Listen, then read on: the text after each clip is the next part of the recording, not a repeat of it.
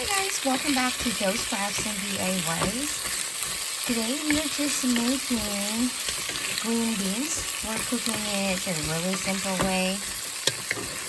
I just used some star margarine that's very popular in the Philippines.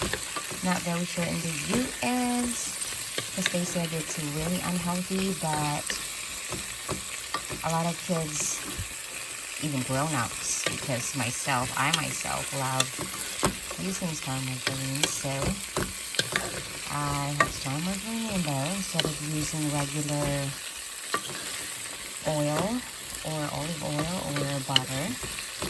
And I put my beans, put a little bit of pepper, ground pepper, and that's it.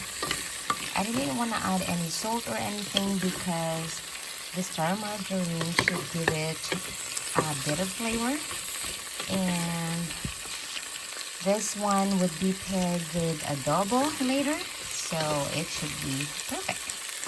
That's it.